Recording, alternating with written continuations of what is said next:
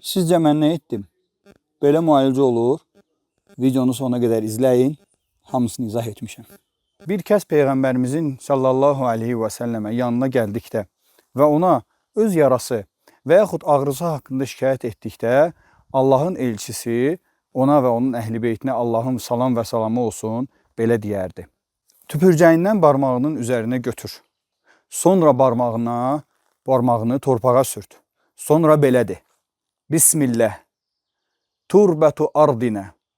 Biriqati ba'dinə. Liyeşfə bihi səqimunə. Biizni Rabbinə. Və bu barmağı torpaqla bərabər ağrıyan nahiyəyə və yaxud yaranın, dərin yara olsa belə və yaxud zədələnmiş bir yerin üzərinə sürt. Doğru dürüst oxumaq üçün bir daha təkrarlayacağım və ekranda transkripsiya formasında görəcəksiniz. Bismillah, Allahın adı ilə. Turbatu ardinə, yer üzümüzün torpağı ilə. Biriqati ba'dinə, birimizin tüpürcəyi ilə.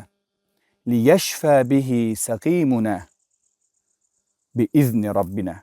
Rəbbimizin izni ilə xəstəmiz sağalır.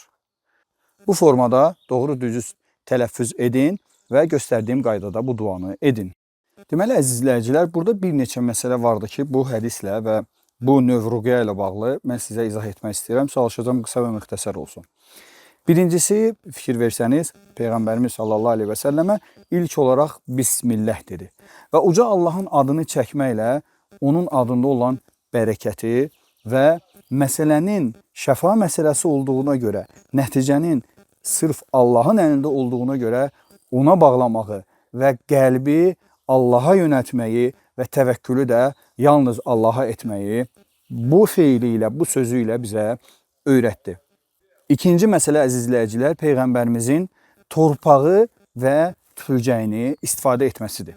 Bu onu göstərir ki, torpaqda müəyyən təsir var, yaraları, zədələri sağaltmasında müalicə kimi istifadə etmək olar. Həmçinin insan tüpürcəyində indi bir balaca o haqda sizə danışacağım. O ki qaldı tüpürcək. Riqa daha çox boş mədəyə, insanın yeməkdən uzaq olduğu bir halına və xüsusən də səhər yuxudan oyandıqda ac qarnına götürdüyü tüpürcəkdir.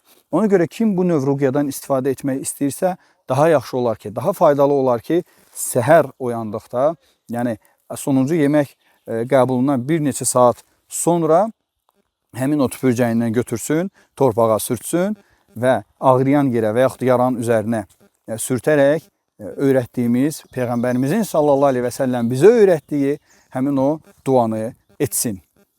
Digər bir məsələ, əziz izləyicilər, Peyğəmbərimizin sallallahu aleyhi və səlləm liyeşfə bihi səqimuna kəlməsidir ki, xəstəmiz sağalır. Yəni, biz bu feili edirik ki, bu sözləri deyirik ki, bizim xəstəmiz sağalsın və bu onu göstərir ki, bu üslub Peyğəmbərimizin sallallahu aleyhi və səlləmin özünün fikirləşdiyi və yaxud icad etdiyi bir şey deyil, Allah Taala'nın ona vəhy etdiyi bir şeydir. Çünki Allah Taala Qurani Kərimdə buyurur ki, öz Peyğəmbəri, öz Rəsulu haqqında o öz nəfsindən, öz havasından danışmaz, onun danışdığı bizim ona etdiyimiz bir vəhiydir.